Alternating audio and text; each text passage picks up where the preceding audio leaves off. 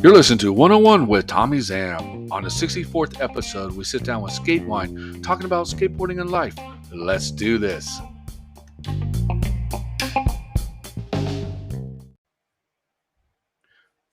Hey, what's up, Robert? How you doing? Good, thank you. Good.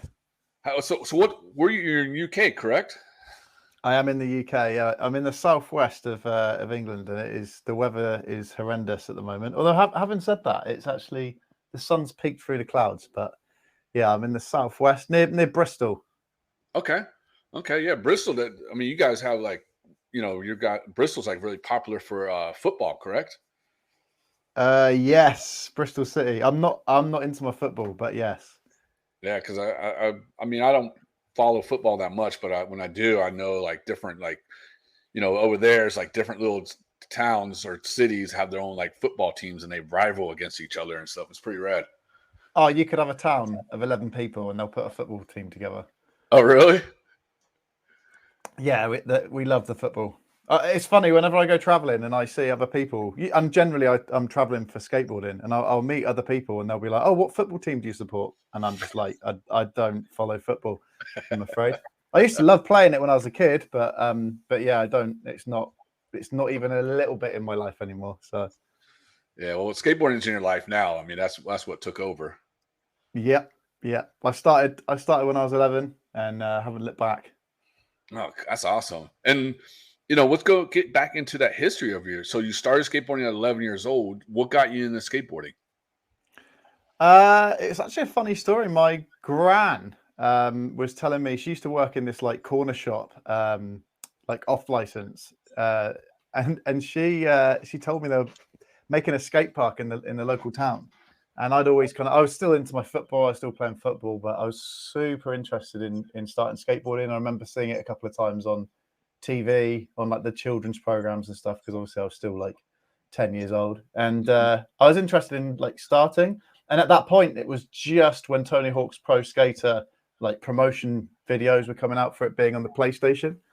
So I was just super hyped to try and get into skateboarding through this new skate park. I remember there was this old skate shop on the high street where I got my first board, a skeleton skateboards board, which is kind of cool because it was the old school like 90s. I don't know if you call it popsicle, but yeah, it was really weird shape. And then they made the skate park, and I was just down there. Like I kind of stopped playing football. We actually won the local league, and I was captain, and then kind of just drifted away from football and just started skateboarding every day and every hour that I could. Oh, that's awesome, man. And so you had a choice between sticking with football or skateboarding, and you basically choose skateboarding over football, correct? Yeah, well, I just I kind of outgrew football. It's a team sport, and it can be quite cliquey. It's one of those things where, like, I guess if you're in a team sport, you've got to be solid with the guys that you're playing with. And at the time, I wasn't that solid with them, and and that's kind of interesting because it leads into my next point of like I started skateboarding because I'd moved to this small town in the UK from the other side of the country. I was kind of like an outcast and a weirdo, and I had loads of friends, but I was kind of the weird one. And skateboarding was so accepting back then of like strange, weird people. And I just loved it. That you could have so many different personalities in skateboarding, whereas football just seemed so bland and the typical, really stereotypical, like British, but English football. Yeah. But that's not to say that people that are into football aren't interesting, but skateboarding just seems to get more interesting personalities, I think. Or at least you can, even back then, you could express yourself a little bit more loosely than you can in something that's I feel is quite restrictive, like football. So no, I definitely agree with you. Because when I got into skateboarding many years ago, back in like 88, 89, and it was, I was the same way too. I was different. I was just trying to figure out who I am and who I'm going to hang out with. And I wasn't into like, sport, school sports and all that. I would play like street football in the neighborhood with the neighborhood kids, or, play softball in the park, and and basketball, street basketball and stuff like that. But I mean, it wasn't like, like you said, it wasn't like like straight, you got to do this and this and this. I was never into that. And so when I got introduced to skateboarding, I loved it, because to me, like you said, skateboarding is like very different at that time. You can be different and unique, and and if you're a weirdo, you're a skateboarder. You know what I mean? Exactly. Yeah, definitely. And Tony Hawk's Pro Skater being out at that time, the skate park, my local skate park, just got built. And I remember, because the UK climate is a little bit different to California. And, when it was raining, I'd be playing on Tony Hawk's Pro Skater and just dreaming of like becoming a pro. And man, I can't imagine how many, I wouldn't want to know the hours that I spent playing that computer game when I couldn't skate.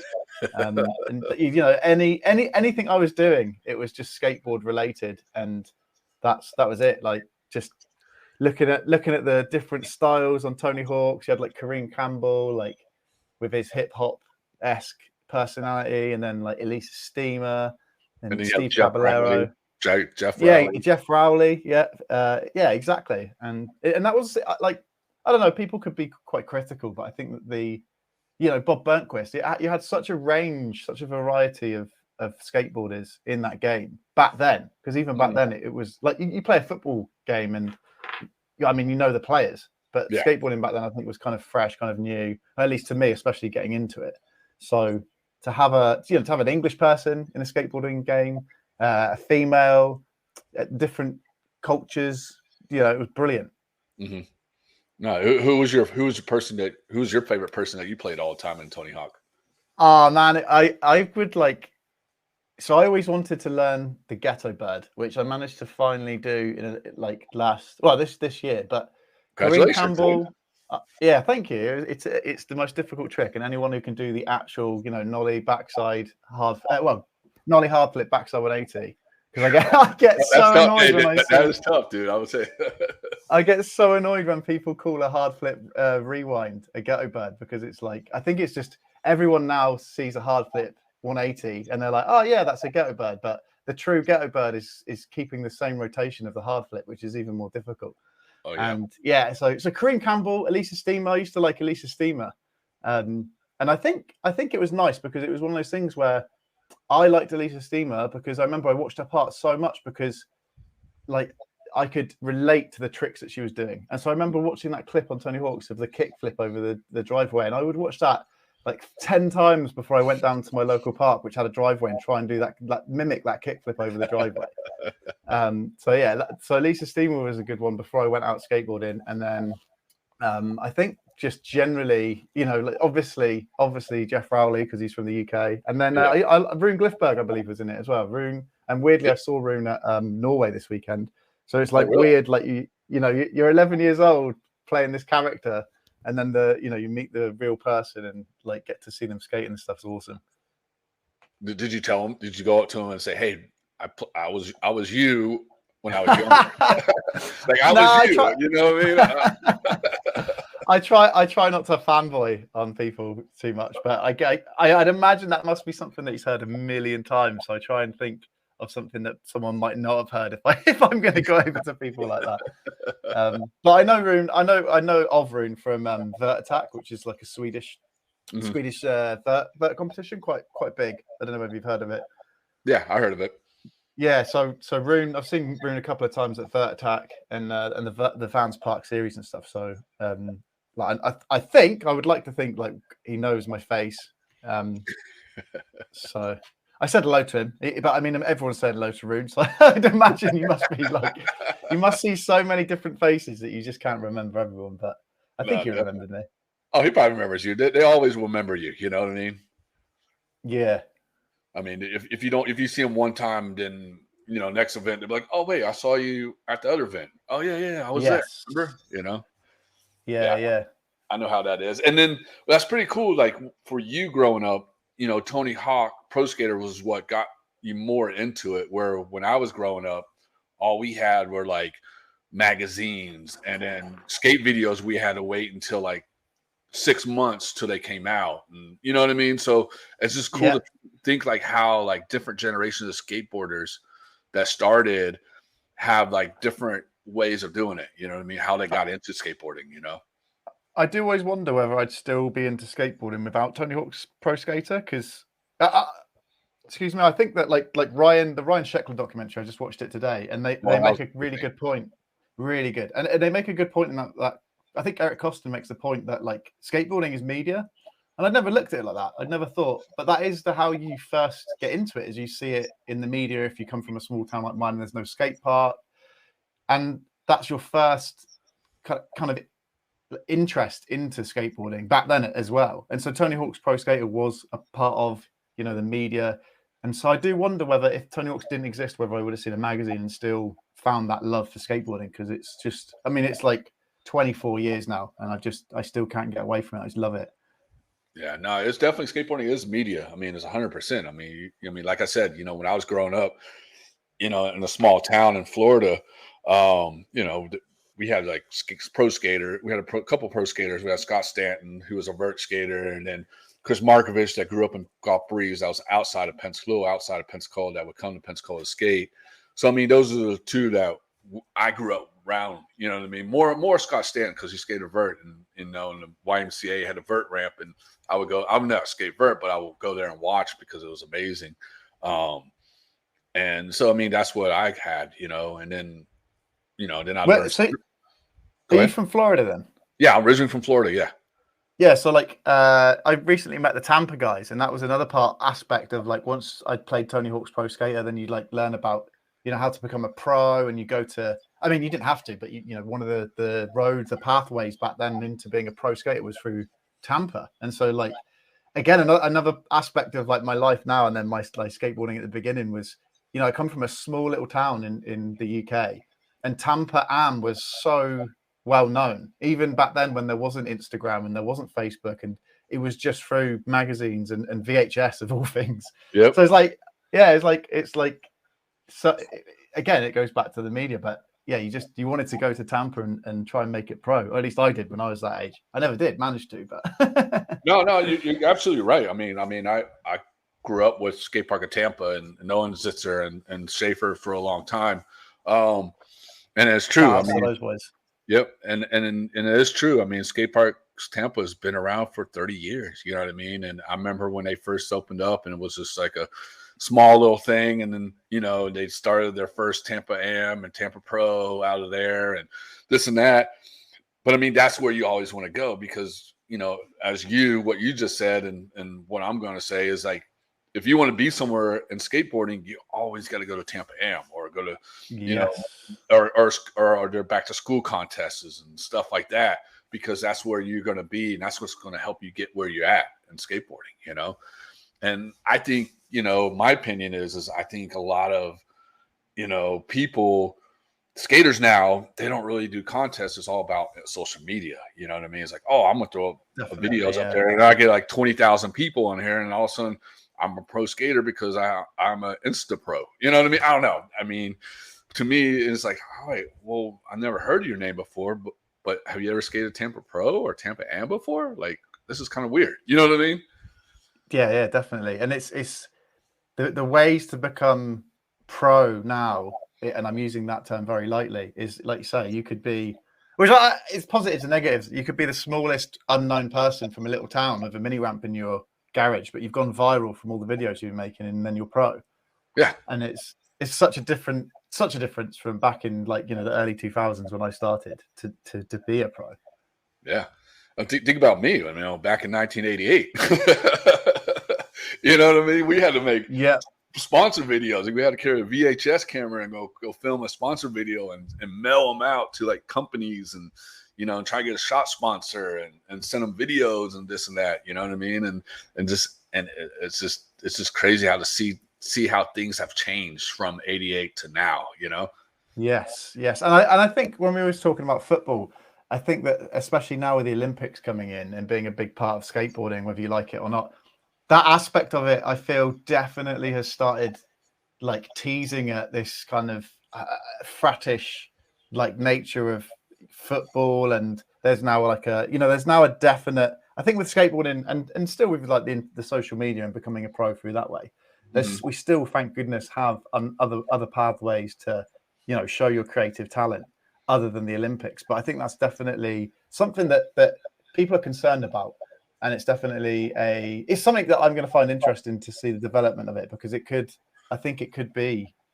lead into something that's quite stale if we're not careful. But at the moment, it's been amazing. Like it's been really, really good and positive, I think, for skateboarding as a whole so far. No, I definitely see what you're saying. I mean, do you feel like, I mean, you just answered the question I was going to ask, but I mean, do you feel that like that's going to help skateboarding? Do you feel like it's going to now skateboarding is going to be more like sports, like teams and this and that, this and that, this and that, and have clicky. I mean, it's always skateboarding has always been clicky, but yes, yeah. But it's not as bad. To me, I feel it's not as bad as it was back then as it is now. I think like the key for me is that it won't for hardcore like core skaters, as some people might say, that never would have taken that pathway. Maybe just like making videos and skating with their mates, and not not even going to like the local big skate parks and stuff, and just keeping it local. Mm-hmm. I think that it won't really affect them, but the biggest thing that affects us all with the Olympics now, I feel, is the people's outside of skateboarding take on skateboarding. So, for instance, I've just come back from Norway, and Norway banned skateboarding for I think it was 10 years. They made it illegal. Really?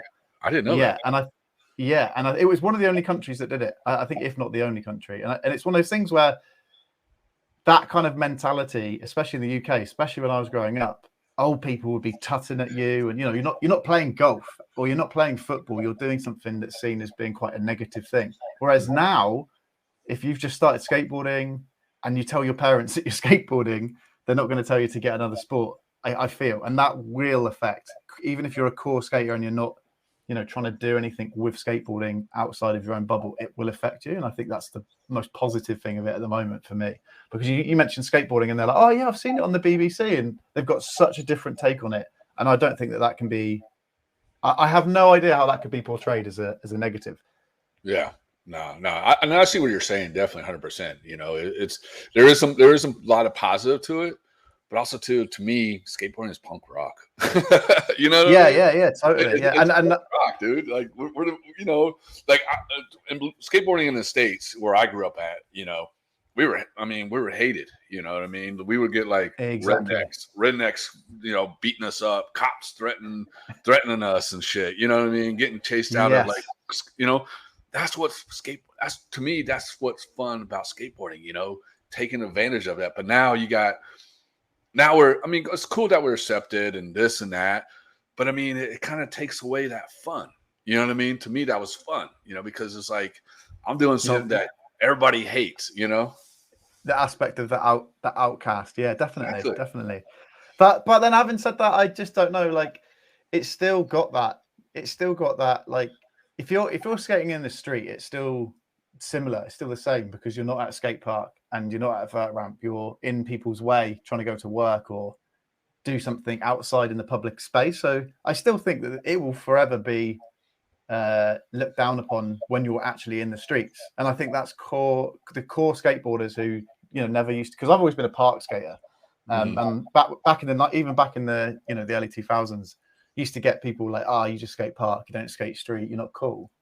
And I think that aspect of it, people that will still only be skating streets they're still going to be the outcasts of society. I don't think you can take that punk rock away. Like, even seeing Sheckler's part, like, man, that he went to that spot in Korea and does that drop in into that massive bank with cars going by each side, and someone rings up and calls the cops. So it's like, I don't think you'll ever get rid of that aspect of it. I think that will always be the outcastness of skateboarding, and seeing, and that was another part of skateboarding that I loved. You're walking down the street and you are visualizing, and I am mimicking what they say in the documentary, but you're visualizing the streets totally different to everyone else that doesn't skateboard, and that people can't take that away from you unless everyone started skateboarding.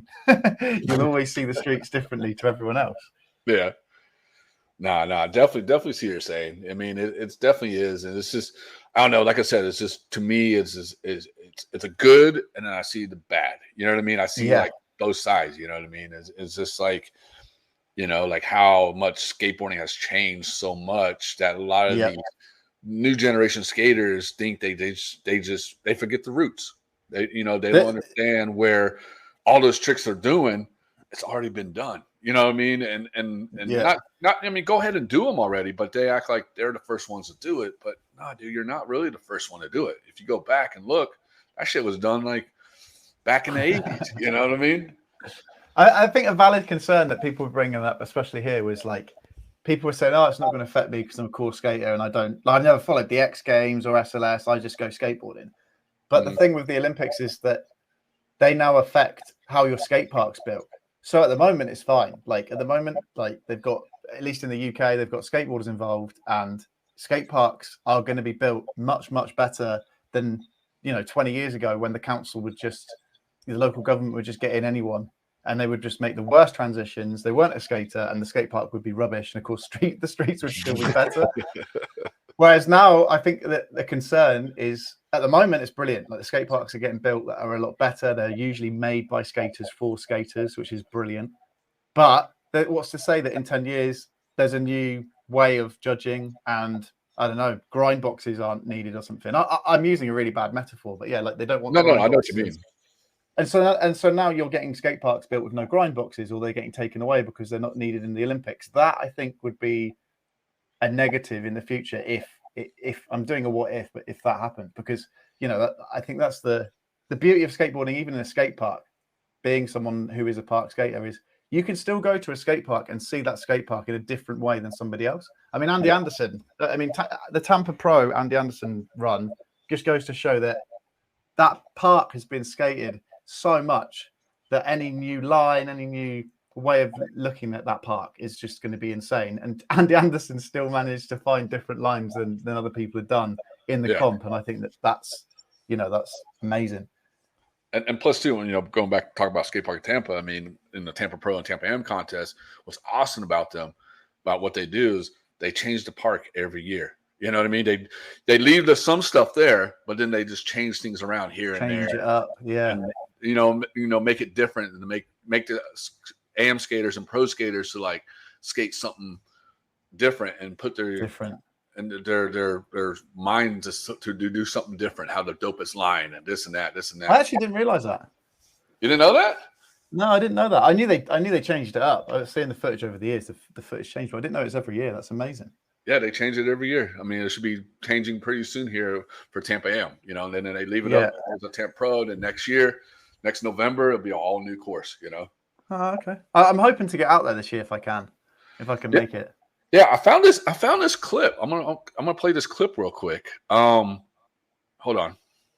It's on the finals here at Netherlands. Yes. I love you, Rob, but I've seen you skate. The window's closed for Tampa Am. But we want you to be there as an honorary guest, but just not in the contest. So, okay. Now's the time. I got $100 to get you there. So you're on your way. You're $100 closer to getting to Tampa for the first time. So are you going or what? Schaefer already said got $100 on you already. I'm hoping to go and film, because like 2015 I started Sk8wine, which was kind of a joke. I started it on Facebook, and it was taking the mick out of Skateline, because obviously you've got Gary Rogers doing Skateline, right? But he's done that for years now. And so I thought I'd start a British one back in 2015, and then called it Sk8wine because the British are famous for complaining. So I started it as just a joke on Facebook, and then like all my skater friends were just like, "Can you keep making more? They're hilarious." So I made a few more. Then I started a YouTube channel, and yeah, from then on in, I've just slowly, accidentally fallen into, like yourself, like media. Like I do filming, and now I've started my podcast recently as well. And shout outs to yourself. It is hard work putting together a podcast, and it is a thankless thing to do as well. So shout outs to you for doing this. But yes, I just kind of accidentally fell into media, and I'm hoping we'll see what happens, but I'm hoping that I can get out there for Tampa Am at least. Well, Zish already said, Tampa Am already closed, but Schaefer already has $100 for you now. Yeah, so it'd be cool just to go out and hang with the guys and see it for myself for real, because that's something that, like I said earlier, it's something that I've always aspired to go and do. And yeah, like Paul Zitz is on the nail on the head there. Like I am past it now. Like we're in the Damam in Breda in the Netherlands. The kids are doing lines with like 100 tricks in that I couldn't even dream of doing. So Really? it's insane. Yeah, just the guy that won. It was just like I remember watching like Tampa or even like skate comp footage like when I first started like 20 years ago, and yeah, like the skating I feel is it's just on another level again now, because the guy that won it did 3 tricks from one side of the park to the other. Yeah. Where you usually see one trick. So it was insane. He was like hitting the ledge, then the rail, then like hitting the next ledge, and it was just how you had enough speed to do that. It's just insane. And then I think the nice thing from my point of view, because it's obviously a street course, is I absolutely love it. And the guy that won it he used the quarter pipe at the end and did a big spin in it, and it's just like. I think that the level of street skating, to show that you're just that extra bit good, is just your ability just to chuck in a transition trick every now and again, just to be like, oh, by the way, I can skate transition too. And yeah, this guy killed it. So the level is just insane these days. I think you would have just seen one of those tricks that he did in a line, whereas he was doing 3 and he won it, and it's just amazing. Wow, that's sick, dude. Yeah, I think they dropped that video already, the recap video, didn't they? For yes. Yeah, I watched that when it came out, and that thing was sick, dude. Like, I haven't been to Damn Am yet. They haven't invited Schaefer and Zitzer haven't invited me to the Damn Am event. I would love to go. I always get invited for Tampa Pro. I mean, when I lived in Tampa, St. Pete area, I would always go to Tampa Am, Tampa Pro every year, all the time. And when I lived in Pensacola, Florida, I would travel, go to Tampa Am and Tampa Pro all the time because I was in Florida. But now I'm in, I'm back in San Diego. I go Tampa Pro just because, Tampa Am is great and it's fun because you got so many amazing skaters who are going out there and just killing it. And because also too, in their mindset, if you win Tampa Am, what our sponsor is, you should be pro. I mean, that's how I remember what contest it used to be. Yeah, you always got to skate contests is to be pro, So a lot of these kids, they still think, if you skate Tampa Am, you're going to be the next pro or you're going to be skating Tampa Pro. You know what I mean?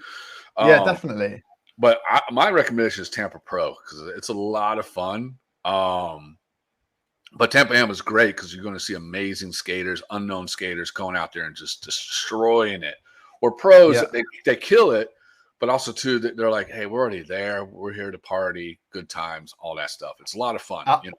I think you've covered it. It's like one of those things where I think Paul said Tampa Am can be more interesting because you've got kids that are coming to really prove themselves still because they haven't, I use the term made it, but they've not made it to being pro, so they've still got a lot to prove, and some of them might not ever make it to pro. So you've got that extra level of energy from people wanting to turn to pro. And then I think like Tampa Pro, the guys they're now legit, they've made it, and they've still got to put a good run together because you don't want to be that pro that doesn't manage to put a run together. But I think it's a different energy level. And I was speaking to my friend in Norway, Pontus Bjorn, who's an amazing vert skater. Mm-hmm. And when I went to Torchov, I went to like the Oslo Open on Friday, and I made the conscious decision of, do I take my camera or am I skating? I was just like, teaching kids skateboarding all week is so energy draining. So I was just like, I'm going to chill. I'm going to just watch the skateboarding, and like, I haven't got that aspect anymore. I don't think of like, I want to do something really good and like have the crowd behind me. And it's such a good feeling. And I still get it every now and again, but I was like, I'm going to film it. So I just filmed it, and I spoke to Pontus afterwards, and I just said like, I would have liked to have got involved and skated, but it's just as fun to me now to film. And he was just like, yeah, he's the same. He's like so good at skateboarding. And actually he went out to the hang up, is it? Mm-hmm. Out in America. And he said the same. He said, he's just like, the contest feels that you have when you're a little bit younger, and you want to be first and you want to do the best. As you get older, you realize that you want to hold on to your tricks and enjoy skateboarding for what it is, instead of trying to be, number one. So yeah. I think that's probably another aspect of Tampa Pro is they're still going to skate amazing, but they're going to be on a unless they feel like they've got something to prove in pro, they're going to just be on the back burners. They're not going to be trying to put a rule. or unless you're a SOS skater or X Games skater and whatever, you still, I'm not going to name the names of the skaters, but you and me know and we all know who we're talking about. You always got those skaters who are always going to skate Tampa Pro and take it so serious and yes, this, you know what I mean? Then you got the skaters like last year they had Eric Costin. He didn't care, dude. He just went out there and had fun. You know what I mean? Exactly. And I think going back to our Olympic point is that's what I love about skateboarding still at the moment, and I still hope it continues into 2100s. Is the skateboarding contests that are just fun, like Peer Parade after Damn was run by Flat Spot magazine in the Netherlands, and they just killed it. There was no prize money for the skaters. All the money they'd made from last year, by looks of it, I don't know, but all the money they'd made looks like they went into the entertainment value for the crowd, and it was insane. They flew Jason in a helicopter, last year's winner, and then he came in on a helicopter, then came in on a motorcycle, it just like almost like a theatrical Shakespeare skateboarding, and it was so fun. And then there was people like Cody Lockwood there and Jake Wooten, and it was just amazing because the locals, just like Torchov, just like the Oslo Open and I guess the Copenhagen Open, anyone could get involved. So anyone could skate, from what I understand, the Peer Parade. But it was just nice because you got the locals trying to do the gap, and then you got pro skaters trying to 360 ollie the gap that they had there over this like swimming pool. So it was just super good. And I think that's a good thing about skateboarding that I hope never changes, is the ability to have these serious contests where people are making money and getting seen and making a profession out of it, and also the contests where you can have fun and maybe meet the pros and be able to skate in front of large crowds with them, which is kind of what got me into skateboarding further, because there was a little local festival here called Gold Coast. It's kind of sad because it's like a lot of festivals now. It's kind of just turned into a music festival because that's where the money is. But they used to, and still probably will. They used to have a vert ramp that would come every year. First of all, it started off as a mini ramp that just got bigger and bigger, and then they had a vert ramp. And I remember my favorite British skater when I was 15 was Ali Cairns, who was a vert skateboarder. And I always used to love vert. I didn't live anywhere near a vert, and I would never class myself as a vert skateboarder because I've always dabbled in every single, street, park, vert. I like to skate everything, DIY. But Ali Cairns would turn up to this festival, and it was just like, I would ask the guys at the festival, can I skate? And they even ended up making it. So they had a pro demo on the vert, and then they'd have a mini ramp with competitions for the kids. And back then it was just, so encouraging for me to just be like, right, I want to be a skateboarder. I want to be Ali Cairns, Dave Allen, Pete King. I want to be those guys because they, absolutely kill it. Yeah, no, they do definitely kill it. I mean, they're so insane. I see their clips all the time and their footage too. So I mean, they definitely kill it. But to what you were saying about contests and stuff, I see a lot of I've been, I see all those European, contests like Copenhagen Opening and stuff like that and everything. And it's a lot of fun. But to me, over here in America, it's more, other than Skate Park of Tampa is more like that. You know what I mean? It's more, or Skate Park Tampa Am and Pro are like that, where you go and hang out with the pros, you watch them skate, they're out, hang out in the skate park, this and that. But if you've ever gone to SOS or any of those do tours or any of that stuff, it's not like that. It's all serious. It's all serious and and it's controlled and security and this and that. And it's just, it doesn't bring that fun in skateboarding. That's just my opinion, Yeah, I feel, and you could answer it for me, but I feel like the Copenhagen Open, Vert Attack, I feel like a lot of European contests, because there's less capitalism involved and less cultural need for being the best and having the best.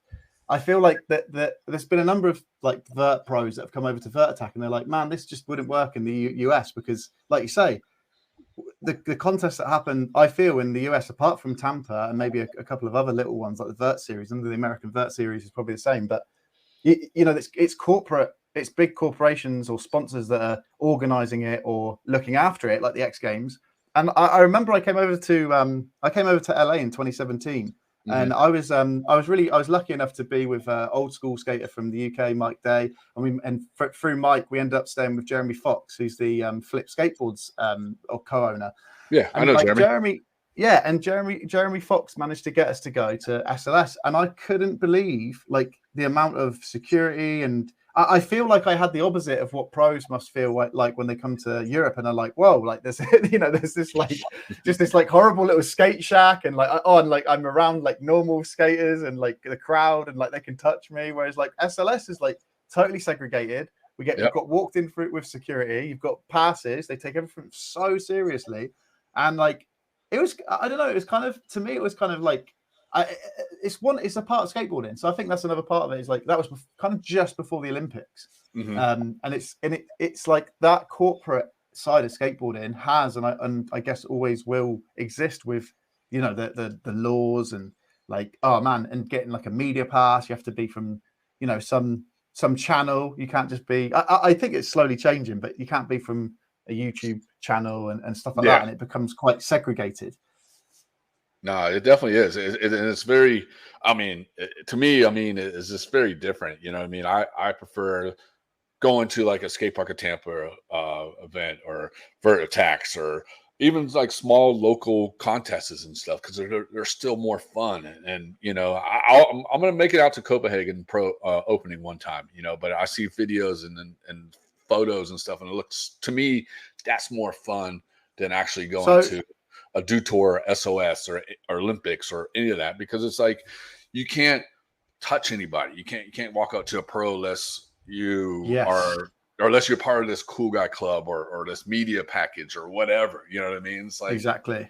What the hell? To me, that's I think one of the anxieties of pro skaters maybe coming over to Europe and being like, oh my god, like, there's no segregation. Anyone can come up and talk to you.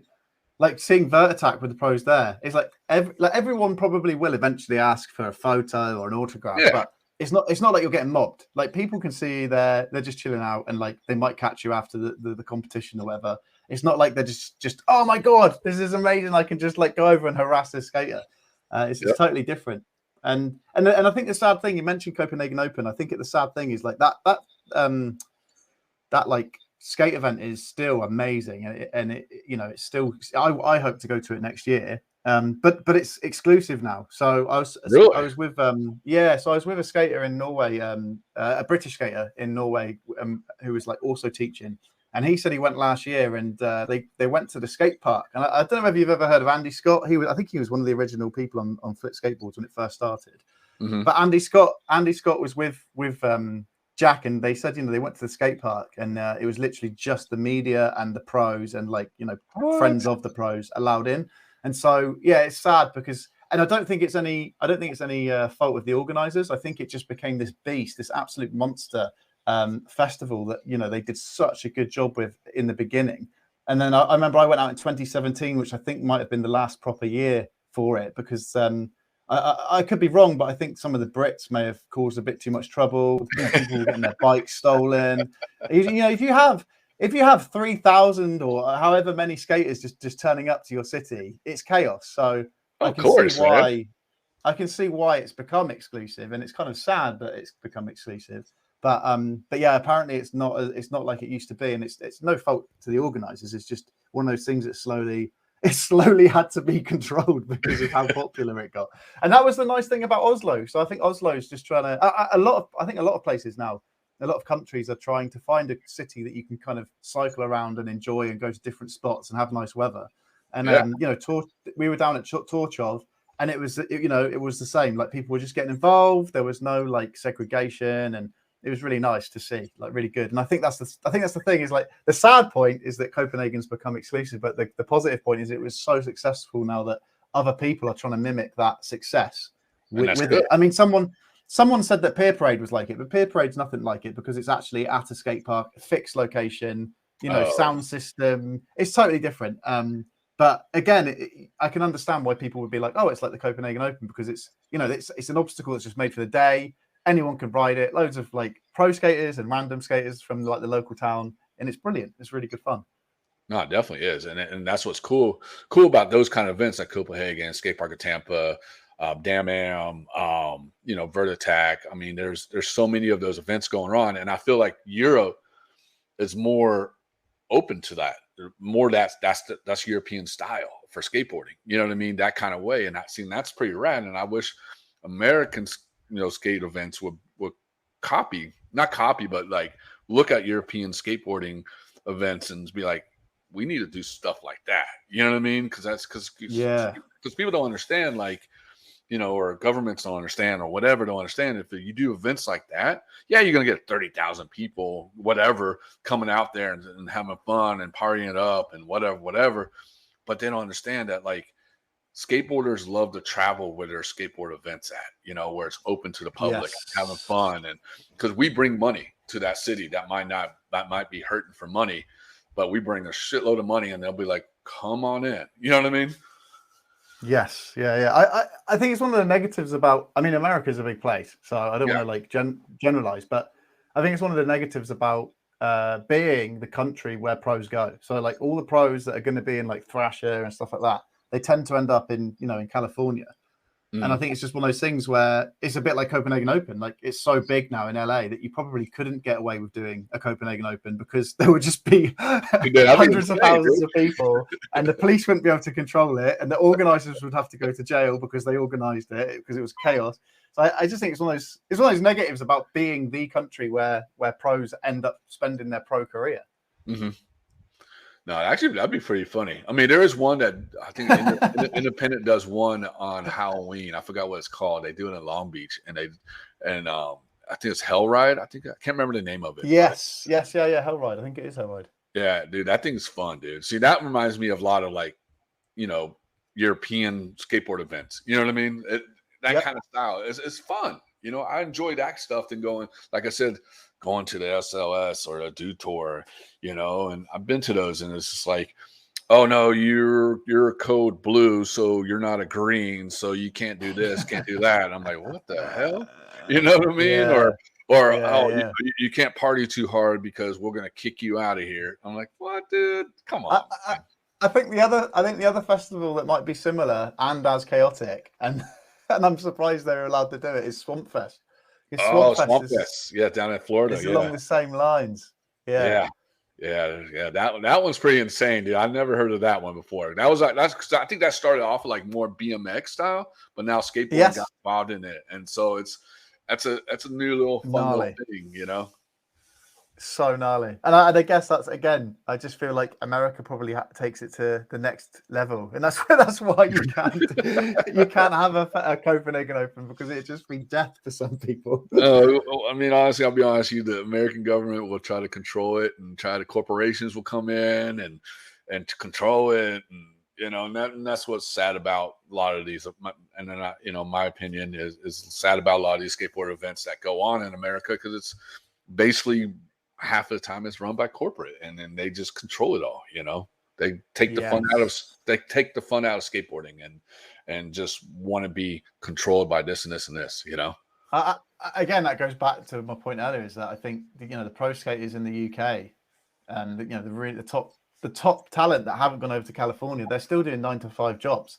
They're not just skateboarding every day, and I think that's another aspect of it. It's like, you know, it's part of I think it's part of the European, like, skate competition culture, is you're not going every day to a skate competition and just living it. You've got to have a side hustle or a career outside of skateboarding to be able to afford to do it. Whereas in America, you can just be a pro skater, go to the skate park, and that's, you know, corporations are gonna, they invest more money in the skateboarding competitions in America, so the skaters don't have to end up doing 9-to-5s and are the best skateboarders that you can get. And that's why, you know, all the European, well, worldwide, Japanese, Australians, New Zealand, they all go to America to be able to afford to be that creme de la creme skateboarder they could be without having to go and do their, like, side hustle. Yeah, no, it's true. I mean, you know, like me, you know, us, everybody here at TSM Media, we all have side hustles. You know what I mean? Just the 9-to-5s and stuff, because that's what you got to do. You know what I mean? Because we all know there's no money in skateboarding unless we sell out to corporations and let them buy us out. You know, we've been doing this shit. We've been doing this shit for 13 years, and you know, we keep it as skateboarding wise for 13 years, you know, but we all have side jobs, you know what I mean? We all 8 of us have all different side jobs, and, you know, the hustle, you know, and that's the only way you can do it, you know? I've been lucky in the fact that, you know, starting Sk8wine in 2015 as like a joke, you know, side thing to my skateboarding has slowly progressed into me. Like it's so stupid. I own like 4 camera bodies now.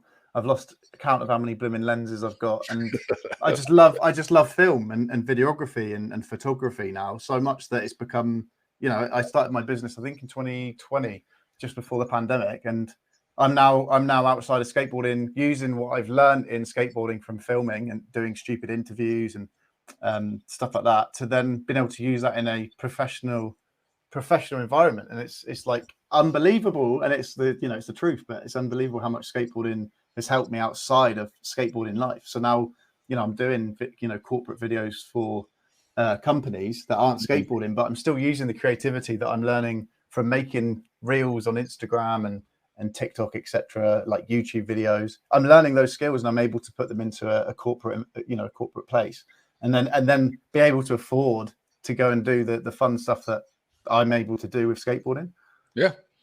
And that's awesome. I mean, a lot of people got to understand that, because my opinion is a lot of, you know, these new generation, these parents are now want their kids to skateboard. They see like, you know, they see like the Nigel Houstons and Yodos and et cetera, all these like contests, and that they push their kids to do that because they think like, oh, you're going to be the next, you're in the Olympics and you're going to make a lot of money. But they just don't understand that there's no skateboarding in the industry unless you're going to ride for Colgate or Pepsi or Bud Light or whatever, you know what I mean? Then you're going to get paid and make money, you know. But there's people like you, me, and other people that skateboard for fun and love.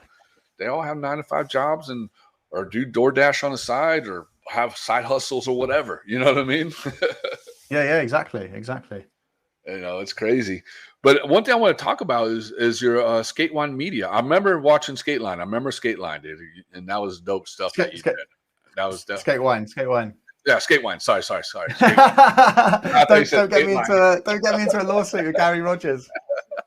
I was trying to get that. I thought you were saying Skateline. I was like, wait, is he saying Skateline? I think. No. But I mean, I got inspired. I got inspired from starting Sk8wine with Skateline, but that's as far as it goes. It's funny though, because Instagram Reels and like YouTube sometimes misquote me as well. So it's like you put up like a transcript of what you're saying, and it's like Skateline. I'm like, I have to go in and like replace the L with a W, and I'm like, oh man. But yeah, so how'd you come up with Sk8wine media? So I started Sk8wine in 2015, and then that just slowly grew into a hobby that I enjoyed. And it's one of those things where it's interesting. I got into some beef with Gifted Hater about it, and a load of his fan base, which is probably based in America, were like, you've only got, you know, under 2,000 subscribers. No one cares about what you're doing. Like, whatever. Shut the fuck up, like, etc. And but the thing is, they're right. Like, I haven't capitalized in on something that I love, and that's true. Like, what I do hasn't gone viral and hasn't managed to like tap into an algorithm or whatever. But the thing that they miss is that I love doing it. Like, I love doing what I do. I've always been the class clown at school, and like starting Sk8wine was just making like fun of skateboarding. So I even still every now and again will make videos where it's just taking the piss out of skateboarding, really. I mean, I made a Gary Rogers. I made a Gary Rogers diss the other day, and again, it's just a joke. If I saw Gary Rogers, I think he's a legend, and definitely like his style of like commentating on the X Games. When I first heard it, I thought it was a meme, but actually thinking about it now, I think that they've done a good job employing someone with that much energy and that much personality, because it's so boring. The like corporate commentators are like the most boring like part of skateboarding. Even before the Olympics, I used to hate, and it's really nice that we've got like in the UK, we've got Mark Churchill. And like Sean Goff, and they just put a bit of personality and a little bit of comedy that can be, you know, maybe a little bit offensive sometimes. But man, like, what skateboarding is not bland. It's not about is it like they've just done a frontside flip? Like, put some like character into what you're saying. So anyway, yeah, Gary Rogers like did that commentary for the X Games, and he goes on about those like them sucks for I can't remember his name. Is it Gina? But the Japanese. Yeah, I can't think of his name, but I know you're talking about. It's insanely difficult to say, and I'm really bad with names. Again, it was an ongoing joke with Sk8wine is getting people's names wrong consistently. But yeah, I think he's called Gina Wu or something. But he did. Socks. You're talking about socks, right? Or whatever. Yeah, them socks. He won it, and his skateboarding was insane. Like the level of skateboarding in that competition run.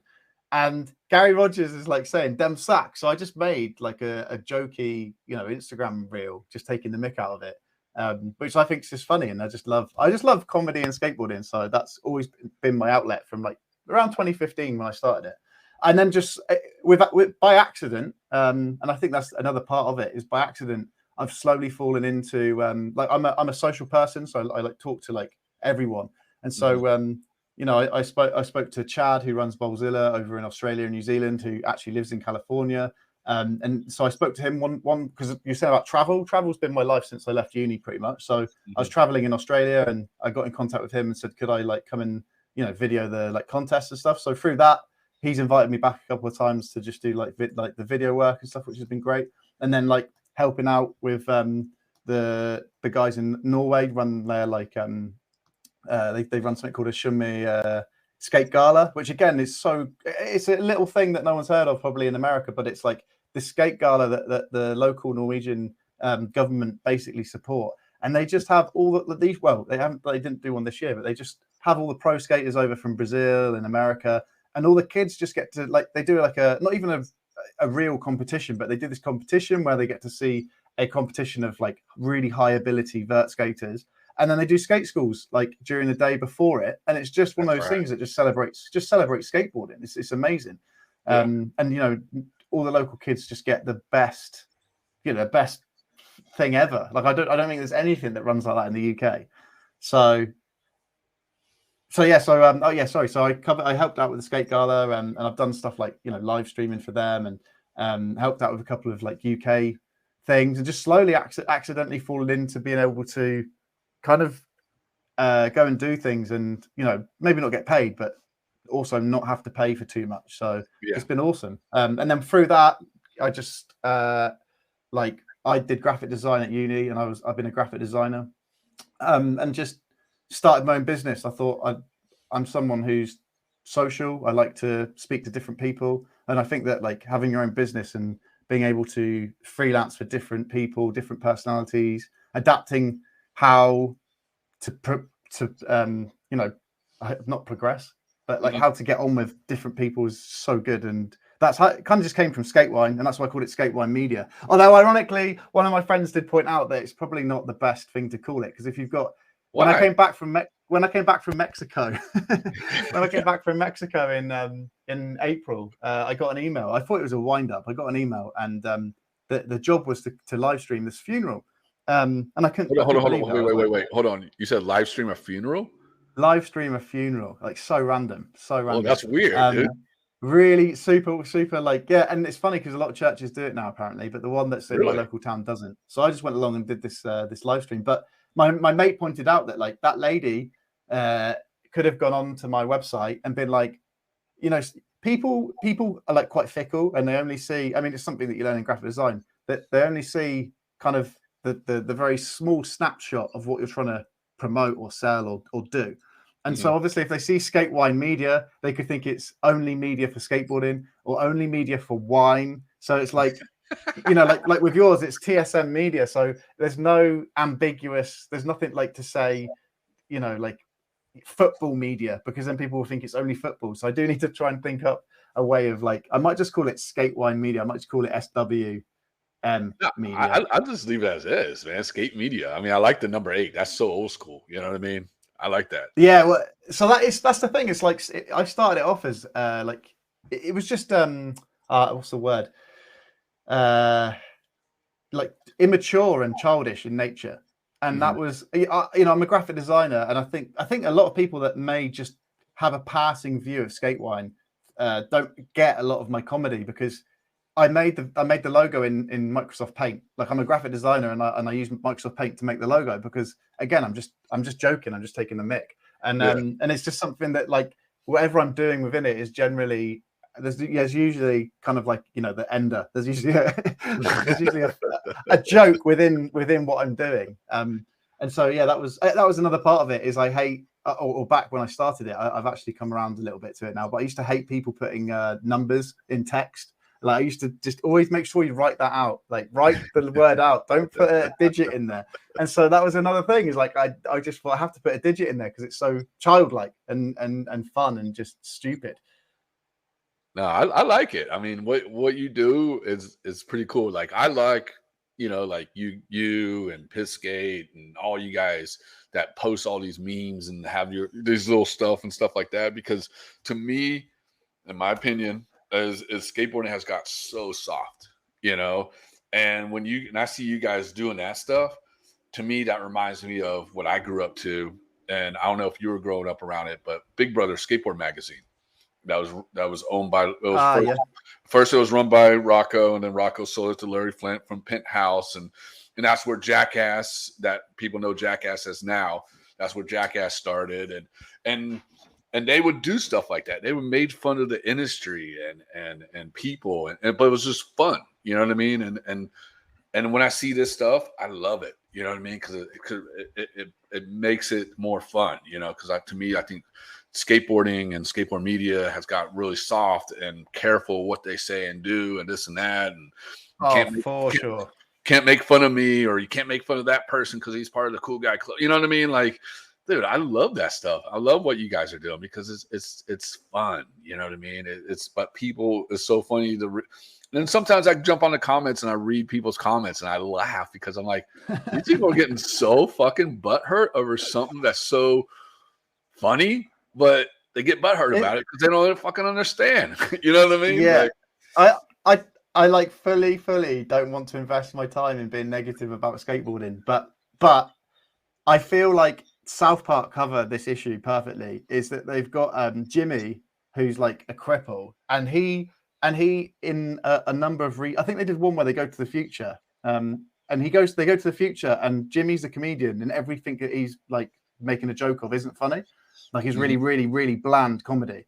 And that's a political stance of South Park, like saying, look, comedy's not going to be funny in 50 years if we keep going the way we're going. And I think an aspect of it is a number of things that, like, I feel like there's a number of things, especially now in skateboarding, where it's like it's out of grounds. You can't take the piss out of it. It's like you're not allowed to. And it's kind of sad because and I'm trying to go round the subject without getting into trouble, but I feel like you can say whatever you want to say. Don't worry. I feel like an aspect I stay away from I try and stay away from the dramas now because there's too much. You know, getting skateboarding's got pitted against each other like too hard these days, and no, they are. I've learned that being positive and just not. You can still. I still do. Like I just actually did a story today where. You know, that Ryan Sheckler like documentary, they've got Nora in it, and Nora's like saying it's toxic masculinity, like when Sheckler was younger and like skateboarding was toxic masculinity like 20 years ago, and maybe she's right, but you know, a lot like from around 2017 2018 there was a sudden wave of like I feel, in my opinion, of new skaters that were attacking people based on ironically based on their like gender and their skin color, and it's like, man, I don't know, like life's tough and people are ignorant, and like there's always dickheads no matter where you are, what sport you're doing. But that's the thing I find really odd is like when I was talking about Tony Hawk's Pro Skater, when I first got into skateboarding, it was one of the most accepting sports. Okay, like now 20 years later, it's probably still not seen as accepting. I totally understand that point, but man, I got into skateboarding in like the 2000s because I was a weirdo. People didn't really understand me. Like I was a teenager and I was like finding myself, who I am, what I like to do. And I had friends that were footballers. I had friends that were geeks. Like I had such a range of friends and I never fit into any bubble. And skateboarding was full of outcasts and weirdos. And don't get me wrong, there was still, I remember going to a local town in Bideford in the UK. And it was really odd because I got there and there was this goth and he had black hair and he was shredding. He was skating so well. And I started speaking to him. And there was a group of locals at the time, and I'm talking like this is a good 20 years ago. And there was a group of skaters at the time, and they were like Eric Costin street skaters, and they were pretty good. You know, they were okay, but they were just chilling out. They were probably smoking a couple of doobies, not saying very much. They never said anything to me. And I found that a bit weird. They were like proper cliquey. Anyway, I spoke to this goth guy and he was like, oh yeah, the locals don't like me. And I thought, yeah, like, I get it. I get that, like, people want to shit on skateboarding like 20 years ago, and like Independence changed the logo, and a lot of like corporates are like now pandering to this new wave of millennials or whatever, and their experiences and opinions. But at the same time, back when I was getting into skateboarding, it was one of the most accepting sports, and like I could go around a country or the world 20 years ago, and I could just meet anyone, no matter who they are. I just wouldn't care, because I feel like, and again, I maybe I'm experiencing skateboarding differently to other people, but I could go anywhere and speak to anyone that had a skateboard, because you had a skateboard and that was it. Like, I didn't care where you were from, what you did. Like, well, maybe we talked about our histories, and like you would with anyone, but it was like, you skateboarded, like you kind of just get on with it and just love skateboarding.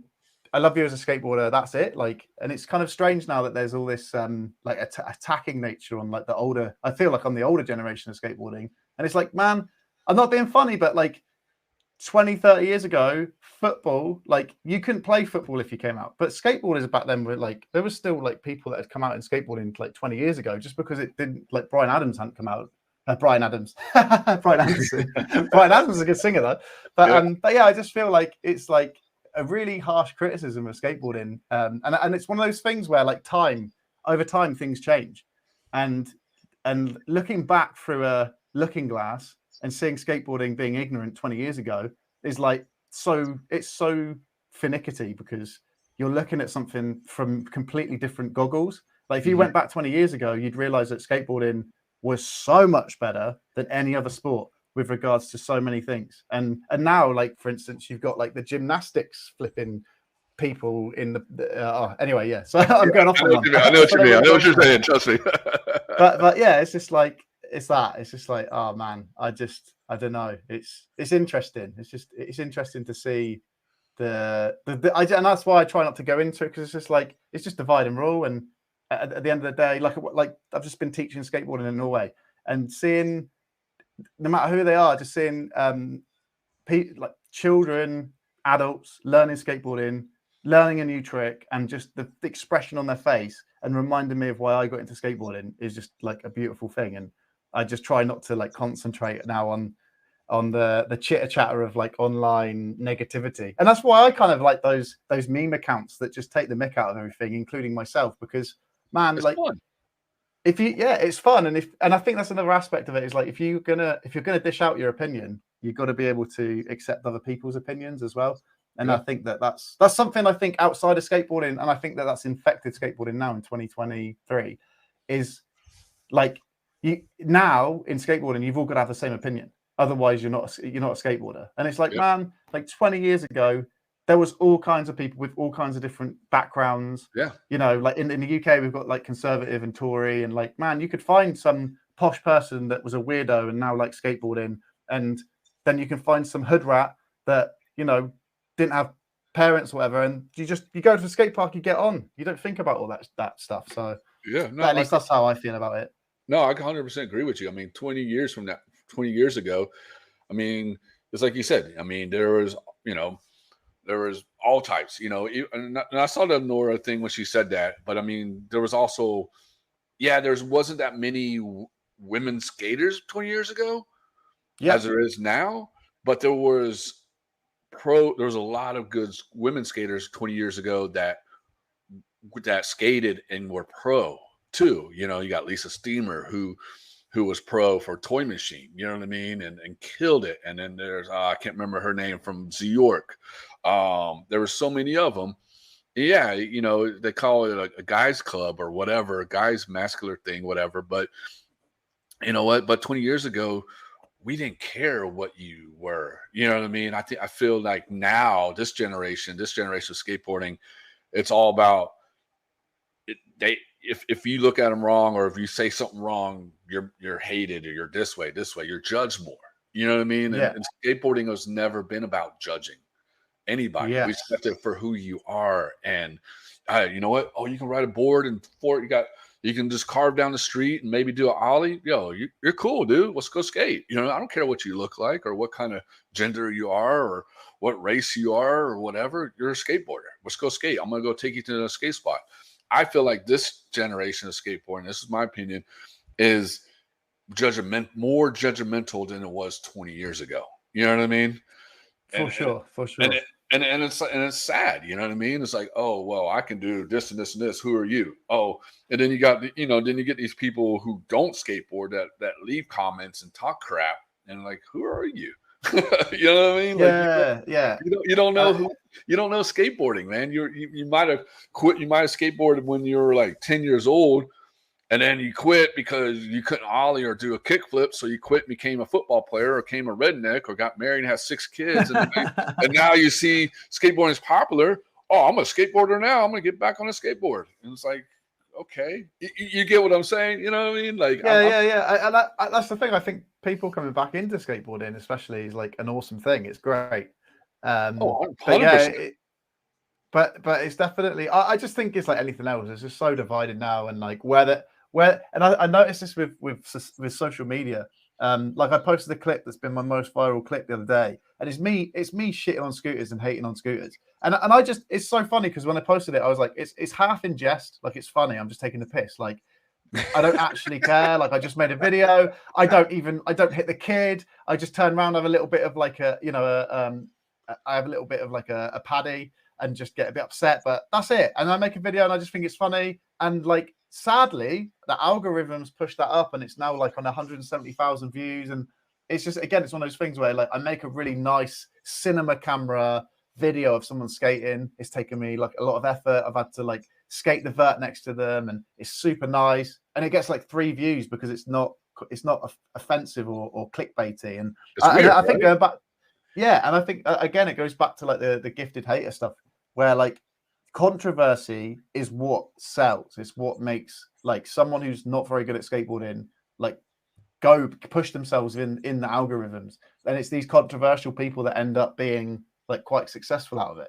And it's like, it's kind of sad because it's like people put loads of effort into making good skate content and it just doesn't go anywhere because people aren't arguing in the comment section. And I think that AI and like these corporations like Instagram kind of it's human nature as well. We're drawn to it, but like, yeah, the arguing and the fighting is what sells, and people just seeing a clip that's really good doesn't.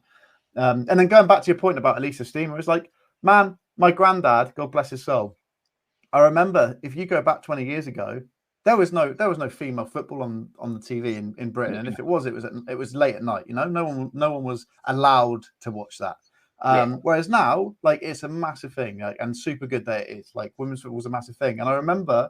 Because I think this is another aspect of like what's happening with skateboarding is it's a generational thing as well. So like my granddad, I couldn't believe before he passed away how positive he was as someone that I know I felt could sometimes be quite offensive with what he believed in. But that's just, again, I feel a generational thing.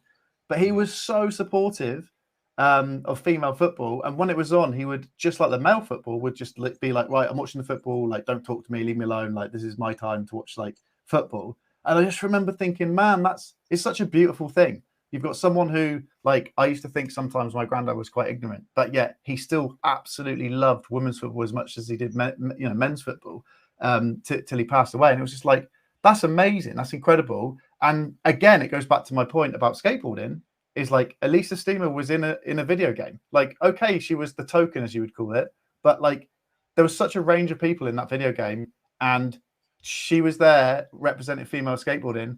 And I remember back then, we had a local girl who used to be really good at skating because I used to skate with her all the time, Sunny. And like, again, just I never used to think about it. I used to skate with Sunny all the time, just not think about it. And like, totally different to football. I wouldn't be playing football with like girls because there was no one around here really that I remember at the time playing football. And if they were like me with skateboarding, it was like, oh, you're a weirdo. Like, what are you doing? You should be doing like something, more stereotypical.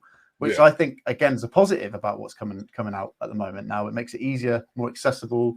And I mean, girls skateboarding now is just forget about guys skating. It's the progression levels from 20 years ago to now is just, it's on another level. We're talking about men's like Tampa, like the Tampa Am, Tampa Pro, which I think might be open. I don't even think that it was gendered, but the skateboarding level from men 20 years ago to the girls skateboarding 20 years ago is just like exacerbated insanely. Like it's so good to see.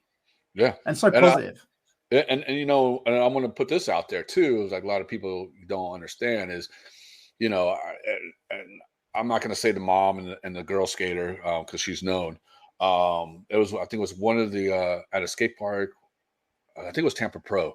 I don't know what year it was, and the mom was talking to me and this and that, and she's like, "Oh, I'm trying to get my daughter into Tampa Am, but I don't want her to skate with the guys because I don't think it's fair for her, and I think they should, you know, I'm trying to get them to push girl skate competitions with Tampa Pro and this and that, but they won't do it. They said this and that, and I was like, and I looked at her and I told her straight up, I said, let her skate the guy contest. I mean, why divide contests between a man and a woman?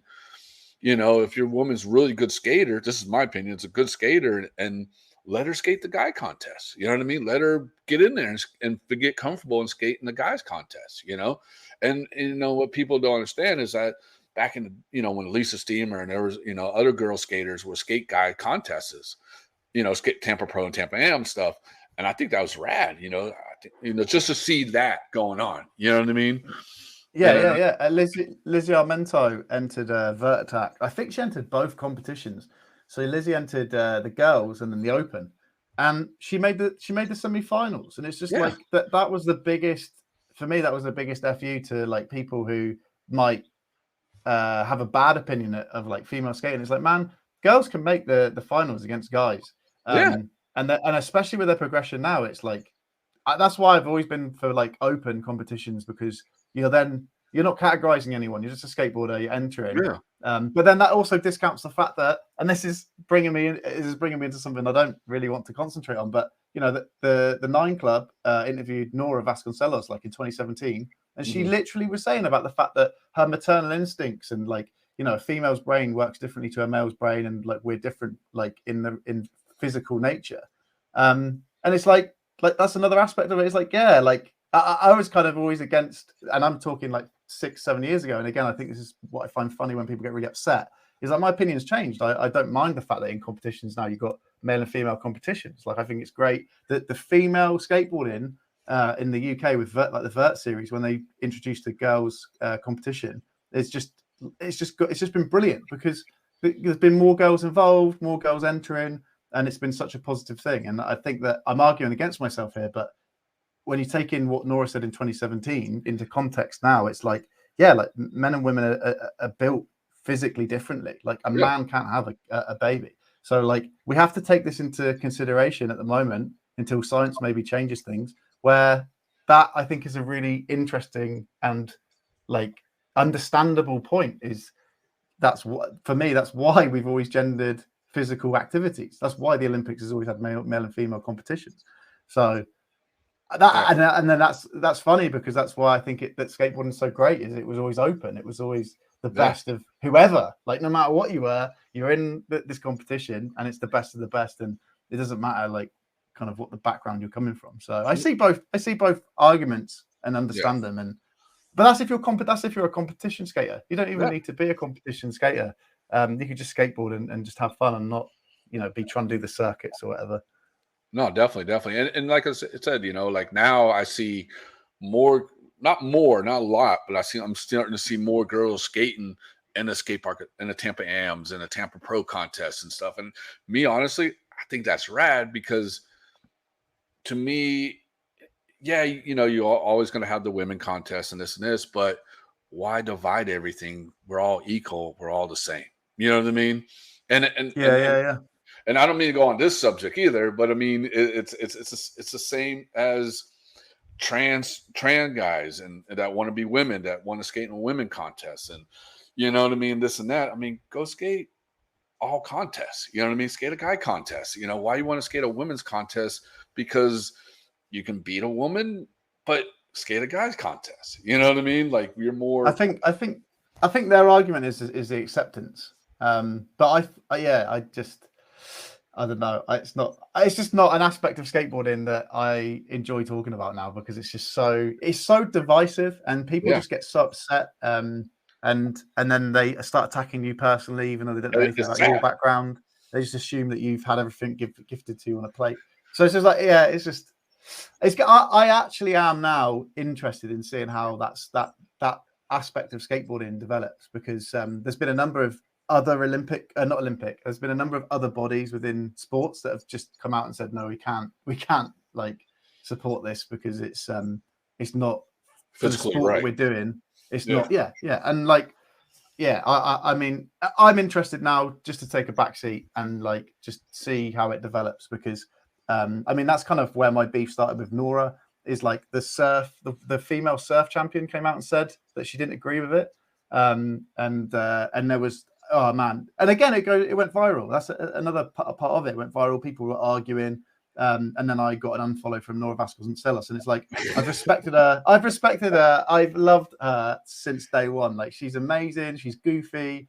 And I think that, I don't know, like, there's an element of that which is kind of sad, because it's almost like that goofy, fun nature has been taken away. And I think that you can have an opinion, and a strong opinion in skateboarding. And there's a number of people within skateboarding that I know have opposite views to me, and we still just like, it's just I think that we need to detach ourselves from our like emotions where it comes to like, if you're going to speak politics in skateboarding, and then you find that other person's got an opposite feeling to you, to just completely shut them off and cancel them and say they're ignorant. And I just find it's kind of immature. Like, it's sad and it's kind of immature. And it's like, and again, it goes back to everything else in the world. It's just divisive. Like in the UK, we had the elections for EU, and that divided everyone. It was like pro-Europe or anti-Europe.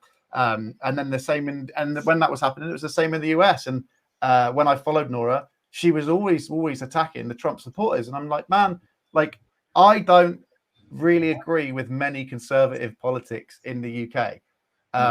But a lot of my friends are probably very positive towards conservatives. And if I meet a skater and they're like, I'm trying to think of a non-offensive like tone that the conservatives have, like maybe control the borders a bit better, because that was one that Trump did. It's like, well, it's a bigger picture than that. It's not black and white. You can't just look at it like that, and it's a bigger discussion. But like, if someone has the opinion that we need to look after our borders, then that's fine. Like, I'm not going to start being like, you don't understand the world. Like, I'm going to block you and I'm not going to listen to what you say, because, man, what is life if you're listening to your own bubble? Like, what is life if you're only hearing what your opinion is? Right. I think that's a sad place to be. And I absolutely enjoy a good discussion and listening to other people's opinions if they have the time to be able to accept and listen to mine. So I think it's just one of those sad facts at the moment that I feel with the corporate nature of making a living out of skateboarding and money, is it's just slowly dividing. I feel like it's just And sorry to interrupt you, but sorry to interrupt you, but yeah, it's dividing us, and that's what, we could talk about this forever. I mean, we could do like a 5-hour show and talk about all this stuff. But what I'm going to say is skate is like what you and me just said, way back in the beginning of the podcast. Skateboarding, when you started skateboarding in what, 2000, was it 2002? You said? I can't remember. 2001 I started. It was around 2000, 2001, because that was when the game got released, I believe. Yep. When you started skateboarding in 2001, I started skateboarding in 1988. Skateboarding was skateboarding. You know what I mean? There was no dividing. No, you're this, I'm that, I'm this, I'm that. There was a cool guy club shit going on still. There always will be in skateboarding. Always. But I mean, it was never divided. I feel that skateboarding now is so divided. You know what I mean? Yeah. And that's what frustrates me. And I mean, maybe frustrates other people. I don't know, but it frustrates me because people forget what reason why they started skateboarding. And you remember how you started skateboarding. I remember why I started skateboarding, because we were the outcasts of the regular world. They were looking at us as like, oh, you don't play sports, or you're not a redneck, or you're not this, you're not that. No, I'm a skateboarder. I'm a surfer. You know what I mean? Surfers were more accepted than skateboarders, you know? And that's what I always will say. Skateboarding is always going to be punk rock, no matter what. But I mean, what's sad is right now, what gets me is that people are dividing skateboarding and putting people, you know, oh, we got to do a girl contest. We got to have a, you know, we're going to have this contest or, you know, there's going to be Olympics. And, you know, no, we're all skateboarders. We're all one.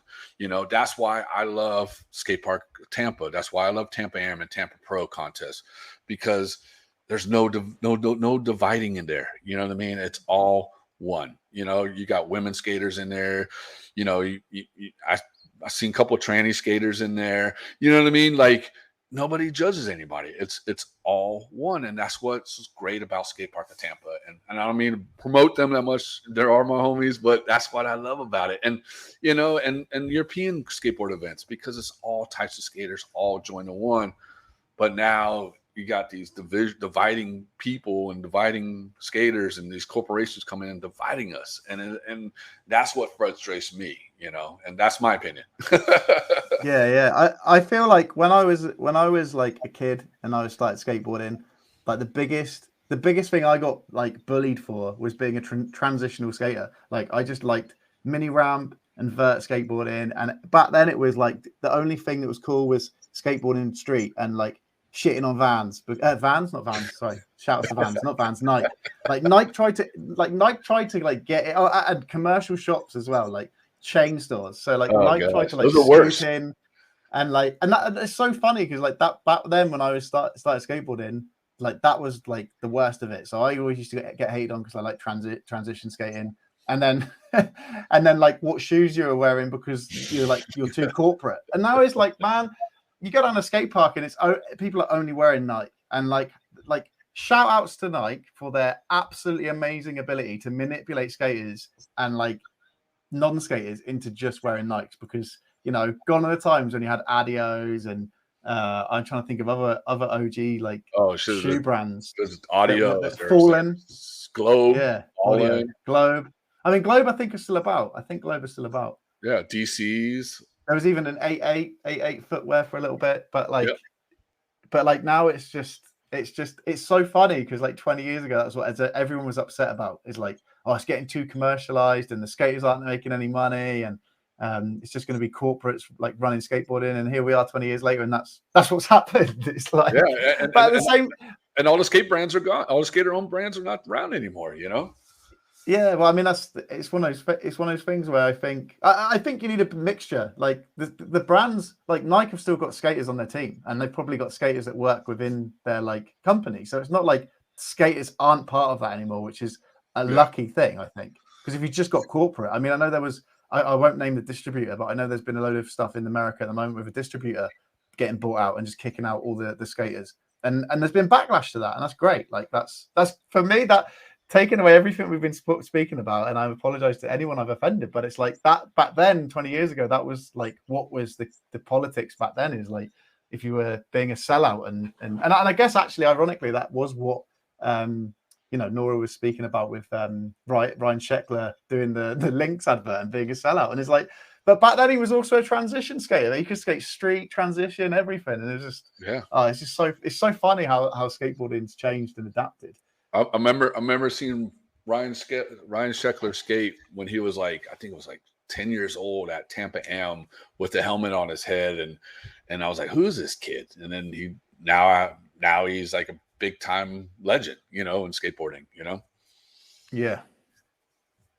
Nah, it's definitely cool. It's definitely crazy, man. But like I said, we could talk 5 hours for this. But I have one last question with you. What can you say what do you want to say to the skateboard world? What do you want to say to you know? I think everything that we've been speaking about, and something that I feel this week is definitely like it like affects me and affects my happiness is like skateboarding isn't yours. I think that we forget that. We think that we have ownership over it, or like you're saying about people coming back into skateboarding and having an opinion on it. And no one owns skateboarding. Like it's now, even the corporations don't really own it because there's so many individual skaters out there that probably don't even get involved with any of the corporational stuff. So I think that like we have to remember we don't own skateboarding, and skateboarding doesn't owe us anything. And like this week teaching kids skateboarding, it reminds me like my favorite memory and like the best day I've ever had was I was teaching skateboarding to Palestinian kids in the West Bank over like next to Israel, and the feeling that I get and what I want to say is like you are the change that you want to see. And so, you know, I was teaching these kids in Palestine, and they were learning to skateboard, and they're learning new tricks, and their faces are lighting up and being like, oh my god, I just learned to drop in. And it's like this week in Norway, exactly the same thing. Like I taught a guy who couldn't drop in a flat bank, and then by the end of the day he was dropping in like a 3-foot quarter pipe, and I'm like, man, this is amazing. And then another kid that was like carving around the bowl backside super fast but couldn't go front side. And then it was fun because I was trying to teach him to carve front side, and then I was skating with Jack Warbridge, who's the other guy that was teaching, and he can switch carve real easy, and I couldn't switch carve, so I had to try and teach myself switch carving in the lunch break. And then I realized from me learning switch carving how to teach this kid how to carve normally.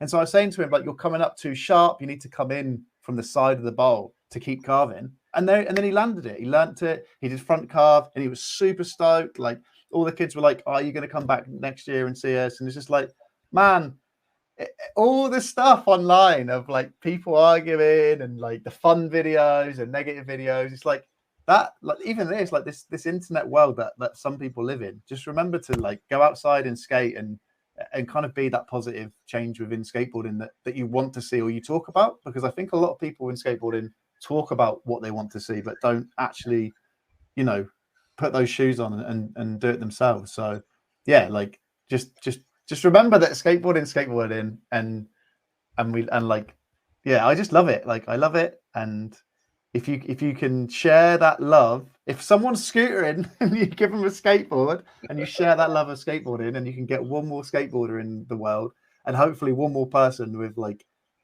a bit more of an open, because I feel like I'm going to be a bit ignorant, but I feel like skateboarders generally have a better worldview and a bit more of an open heart and mind to the rest of the world than other people.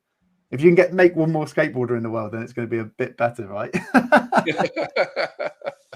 Hey, that's so true. And then one last question: where can people find you at? Where can they find your podcast? Where can they find your stuff? All that good stuff. Do you have a website?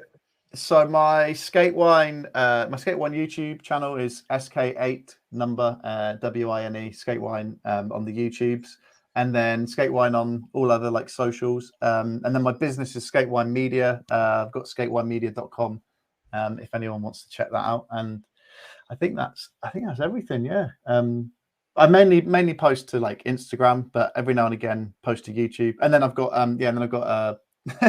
I've got the wine club again, the 9 club taking the mic, but I've got the wine club. So again, shout outs to yourself. Like I think that's another part of it is it's so easy to be a keyboard warrior and be negative about anything. And man, I started it in January and I haven't been able to get around to doing it again, which I knew was going to happen since I think it was like March, April time I did my last one. And it's just so much effort, so much time. So shout out to yourself for doing a podcast. But yes, the wine club. I think it's the wineclub.sbs on the old interwebs on the on the I don't know what you call it, the URL. So URL. Okay. Yeah. So yeah, shout out to yourself. Podcasts are not easy. Like any kind of media. If anyone wants to complain, go and I always say that if there's someone moaning, because like people say I complain a lot. It's like if you complain about anything, go and do it yourself and then come back and see how you get on. Yeah. I mean, to tell you a secret, we've been doing TSM. Well, True Skateboard Mag is the main source. That was 13 years ago. Me and my co-owner started at True Skateboard Mag, and that was basically an online magazine. He wanted to do paper, and I was like, nah, let's do online because paper is about to die. And this was like 13 years ago. And we're like, yes. So then we started True Skateboard Mag. That's what TSM is. And then we got hit up for a streaming network to do talk shows. So now we've been doing talk shows for 6 years. So it's not podcasts, but it's actual talk shows. So we do one of them is called TSM Live Show, where we film on location with upcoming skater, music performers, and interviews with industry people. And then my co-owner Carl, he has his own show called Roast Beef, where he films skateboarders where they like to eat before or after they skate. So that's what we did. And then we were like, when COVID happened, we started doing the live stream stuff for the TSM live show. And then I was like, man, I'm bored. I got to do something. So that's why I started this one-on-one podcast as a way to keep me from being bored, because it's COVID and we couldn't do shit. Yeah. So basically, this podcast. This is my personal podcast. So it's basically, I just do it for fun. You know what I mean? To me, it's like I do it on the side to help me make my interviews better and get more comfortable. Because I will say I am shy and I get nervous before I do the live shows. But I mean, this helps me out a lot, and so that's why we started TSM Media, because we're like, let's just call it TSM Media, because we do all this stuff, Yeah, it's funny, when I did my podcast, the learning curve from when I first started it I think I did it for 3 months solid. Oh man, and it's amazing how much you learn, and so quickly as well. Like I first started off and I cut out every gap, and I would spend like hours editing them so that it was nice and easy to listen to. And then I realized that it actually makes it less easy to listen to, because the human brain likes to hear pauses and space and ums. So I then ended up leaving it, which is so much easier for like an editorial aspect of not having to go through and like waste time cutting all of it out. Yeah. So, and the other aspect of it, like you were saying, is I'm not like a shy person. I'm like the least shy person. However, having said that, I realized that there was a couple of guests that I got on recently that I'm not like. My first guests I kind of knew, I'd skate with, and I got them on. And then there was a couple of guests more recently that I didn't know. And actually, I was like, I find it easier to interview someone that I don't know, because like you haven't got any like history or background. However, having said that, it was like nerve-wracking, because I was like, oh, I don't actually know this person, and I've got to do a bit of research behind what they're doing, and yeah, like it's difficult, but enjoyable, and that learning curve is insane. Trying not to say like, man, some of my podcasts, it's like every other word is like, it's like, oh my god. Hey, trust me, man. Trust me. I say I say like, and I always say, even on the live show, if you ever watch the live show, it's on our YouTube channel, TSM Media channel. You get to see it. Check it out. Let me know what you think. I always say like, or I say heck yeah, or that's rad, or I always try not to. I do the same thing. Trust me, it sucks. But it's just thinking about what you're trying to say, and like breathing. I think breathing's the biggest bit. You got to like take a breath. Think about what you're formulating your sentence. Even now, I'm a bit tired from the week, but even now, it's like some of the words, and I get it in general life anyway, but some words that I want to say that are at the tip of my tongue. Like I wanted to say childlike earlier, and I couldn't think of childlike, and you just get stuck, and you're like trying to find that word, and then I just think, you know what, I'll use other words I can think of right now. So it's super difficult. But no, thank you ever so much for having me on. It's been super fun. Oh no, thank you. And one last thing. Whenever I do these like live things, I always think in my head is like, damn, I don't want to do anything because I don't want to be a meme. I can't wait. I hope I make piss skate one day, and it's like, hey, I made piss skate, and I was happy. I was like, yes, dude. And then there was another one that it was a blockhead one. He used my interview with Hotchkey, a homie that was with us. He used my interview with him, and I was like, yes, I made it finally. Yeah, I've always mocked like hatred and like negativity, and I don't think people realize that. And like when I got into the beef with Gifted Hater, all of his fanboys coming on and having a go at me, and I'm like, man, I live off this stuff. I love it when people come on and I don't know who you are, and you're saying I'm an idiot. Like I don't care. Like you're just a random internet bum. Like exactly. It's not going to affect me going down to the skate park and enjoying skateboarding. Like, I think it's hilarious. I'm going to keep on doing what I'm doing. And it's like, I always tell, when I do interviews with anybody, and I just tell me my thank yous. And I said, I have one thank you left. And I thank yous to all the haters for making me successful, Exactly. Right. Well, on that note, shout outs to yourself. Thank you. Hey, same with you too, man. And Rob, thank you for coming on. And dude, we can, like I said, we can talk for 5 hours about stuff, and I love it. All right, homie. Well, hey, enjoy Definitely. yourself and have a good time and keep on doing what you're doing, man. I love what you're doing, man. Yeah, nice one. Have a good day. You too, homie. Bye. Cheers. In a bit.